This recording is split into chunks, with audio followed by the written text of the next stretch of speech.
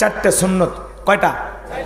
হ্যাঁ, দাম্পত্য জীবনে আমাদের খুব দরকার। শোনেন, বিশ্বনবী মুহাম্মদ রাসূলুল্লাহ বলেন সাল্লাল্লাহু আলাইহি ওয়াসাল্লাম, এক নাম্বার, রসুল যখন বাহিরে যাইতেন, ভালো করে বোঝেন, আম্মা জান আয়েশা বলেন রসুল যখন বাইরে যাইতেন আমার কপালে চুমো খেয়ে বাইরে যাইতেন।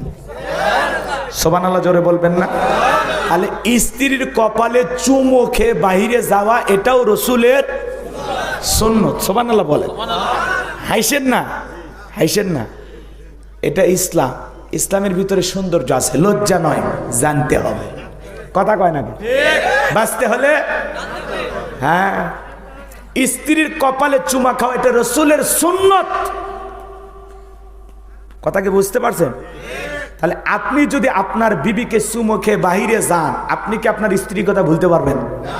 অন্য কোনো মহিলার দিক তাকাতে পারবেন? এই জন্য এই জায়গায় রোমান্টিকতা হওয়া লাগবে। এরপরে শোনেন, আম্মা জান আয়েশা বলেন রসুল যখন বাইরে থেকে ঘরে ফিরতেন কিছু না কিছু আমার জন্য নিয়ে আসতেন। সুবহানাল্লাহ বলেন। তার মানে একজন স্বামী যখন বাইরে থেকে ঘরে আসবে, স্ত্রীর পছন্দের কোনো খাবার অথবা স্ত্রীর জন্য কোনো না কোনো কিছু হাদিয়া নিয়ে আসা লাগবে, এটাও রসুলের সুন্নত। সুবহানাল্লাহ বলেন। আপনার বিবি কেক খাইতে ভালোবাসে না, ফল খাইতে ভালোবাসে না, বাদাম খাইতে ভালোবাসে, এটা আপনি বুঝবেন। কথা কন? মাঝে মাঝে বিবিকে বলবেন তোমার পছন্দের কি খাবার বলো তো ময়না। কথা কয় নাকি? বলো, শেফালির মা তুমি বলো তোমার পছন্দের খাবারটা কি। বউ যদি বলে আমার এইটা খাইতে মনে চায়, মাঝে মাঝে ওইটা নিয়ে এসে হাতটা এরকম পেছনে রেখে বলবেন বলো তো সোনা কি নিয়ে আসছি। কথা কয় নাকি? তখন বিবি বলবে এইটা ওইটা, বলতে পারবে না, তখন বলে এই যে, বউ খুশি হয়ে যাবে। কথা বলে ঠিক কি না? একটু রোমান্টিক কথা করা লাগবে। মাঝে মাঝে ঘরে ঢুকে কোনো কথা নাই, লাইট বন্ধ।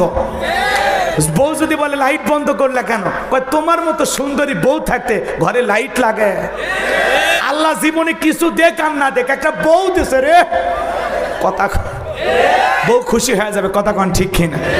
এরপর আম্মা জান আয়েশা বলেন আমি যখন এই কথা বলছিলাম জয়পুর হাটে, এক যুবক বলে হুজুর আমি বাইরে ফেন্সিডিল খাই, বইয়ের জন্য এক বোতল আনবো। কত বড় শয়তান, চিন্তা করেন। হালাল খাবার নিয়ে আসবেন, ঠিক আছে তো ইনশাআল্লাহ? আপনি যে বিড়ি খান, ফেন্সিডিল খান, হলে বউকে খাওয়াইন না। আপনার গন্ধে তো বউ টিকতে পারে না, আবার বউ খাওয়া শুরু করলে ওর গন্ধে আপনিও টিকবেন না। ঠিক আছে তো? আল্লাহ হেদায়েত দান করুক। এজা যারা বিড়ি খায়, সিগারেট খায়, আমার এক শালি আছে, অবজেকশন জানাইলো আমার কাছে, আপত্তি করলো, দুলে ভাই জীবনে কি যে একটা ভুল করছে। কেন? কয় দিনে 3 প্যাকেট খায়। কয় মুখটাই সেই হ্যাঁ জোড়া তালি দেওয়া। আমার আবার অরিজিনাল ভাইরা আছে, ও কিচ্ছু খায় না, ছেলেটা খুবই ভালো, ভদ্র। আর নামও নজরুল, কামও নজরুল, না মলবি না। এদিক খেয়াল করেন, সবাই মলবি হওয়া লিখবি, এদিক খেয়াল করেন। রাগ করতেছেন নাকি? তো শালি বলতেছে দুলে ভাই কাছে যখন আসে এই মুখের উপরে ওড়না দিয়ে রাখি, বাকি জায়গায় যা হয় হোক। কথাকে বুঝতে পারছেন? একটা ছোট্ট বাচ্চাকে যদি বিড়ি খায় চুমা খান, ও বাচ্চাও দেখবেন এরকম গান মারে আর বলে কথা কয় না কে। কয়েকদিন আগে এক মাহফিল আমার সাথে একজন বিড়ি খাইছে, এই মাত্র, বা বিড়ি সিগারেট খাইছে আর কি, এরকম মুসাফা করছে বুঝছেন, শীতের দিন। হাতটা নাক চুলকেতে যা দেখি এমন সেন্ট করতেছে, আমি চিন্তা করলাম এই হাত যদি আরেকজনের সাথে মুসাফা করি, ও বলবে হুজুরও খায়। কথা কন ঠিক কিনা?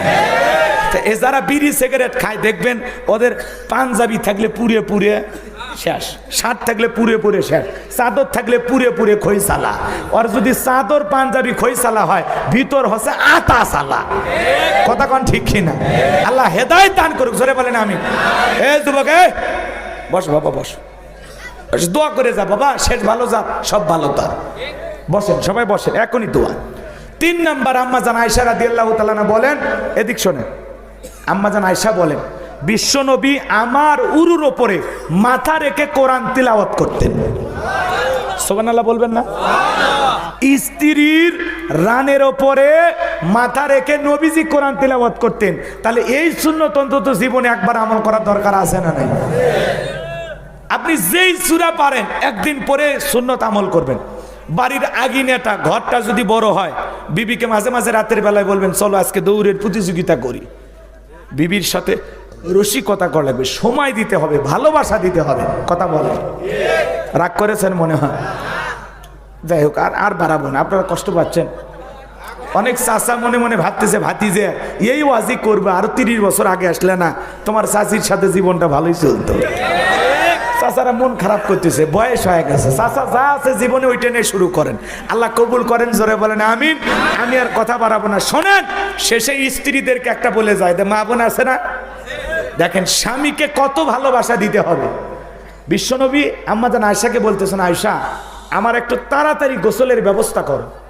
সুবহানাল্লাহ বলেন। রাসূল কিভাবে গোসল করতেন শোনেন। একটা তক্তার উপরে দাঁড়াইয়া নবীজি গোসল করতেন এবং রাসূলের স্ত্রীরা নিজে রাসূলকে গোসল করায় দিতেন। এরকম বউ দরকার আছে না নাই? আমাদের বউয়েরা এরকম আমল করে?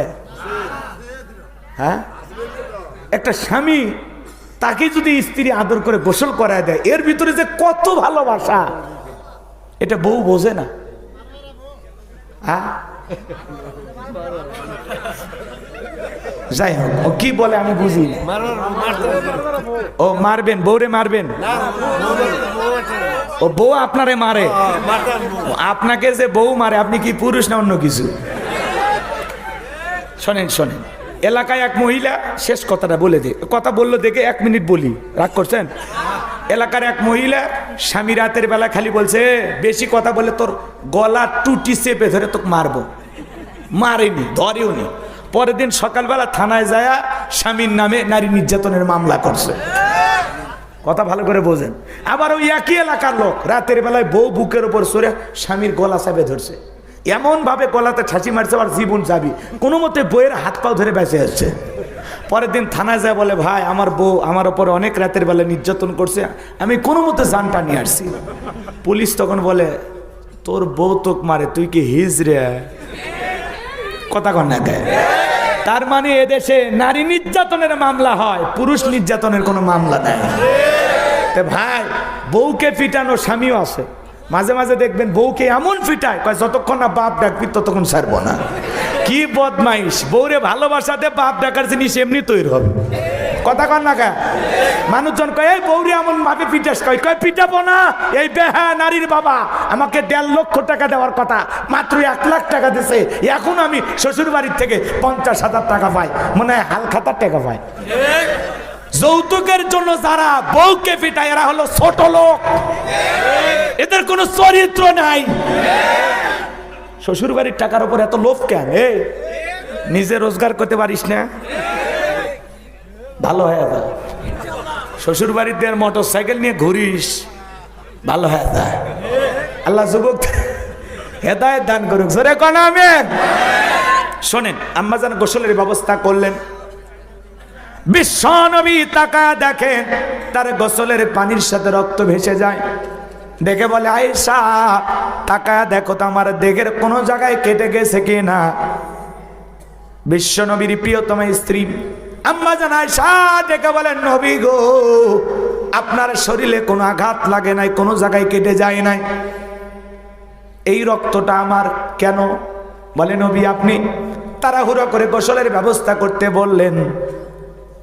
নবী গো, ও নবী, আপনাকে আমি গোসল করায় দিতেছি, আপনি তক্তার উপরে পা রেখেছেন, আরে তক্তার নিচে আমার পাটা পড়ে তক্তায় থাকা একটা পেরেক আমার পায়ের ভিতরে ঢুকে গেছে, এই জন্য সেই রক্ত পানির সাথে ভেসে যাইতেছে। আমার নবী ডেকে বলে, আয়েশা তুমি এত কষ্ট পাইতেছো, একবারের জন্য আমাকে কেন বললা না?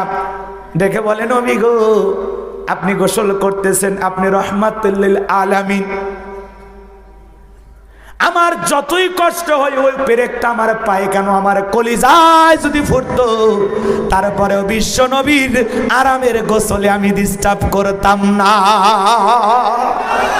ভালোবাসা কারে বলে? দামি ফার্নিচার ছিল না, দামি আসবাবপত্র ছিল না, রসুলের ঘর ভালোবাসা দিয়ে ভরপুর ছিল। মনের সুখটাই বড়, কথা বলেন ঠিক কিনা? দামি চাদর, দামি বিছানা, দামি খাট সুখ দিতে পারে না। সুখ আসে সুন্দর ব্যবহারে, সুন্দর আচরণে। পেরেকটা ভালো করে বোঝেন, পায়ে ঢুকে গেছে, তারপরে রসুলকে বলে নাই। রসুলের গোসল শেষ হয়ে যাওয়ার পর বললেন। আর এখন কোন স্বামী যদি বইয়ের হাতটা এরকম জোরে ধরে, বলে বাপ রে বাপ, মনে হয় ডাকাত ধরছে আমার। একটু একটু সিমটি মারলেও সহ্য করে না, এরকম বউ আছে না নাই?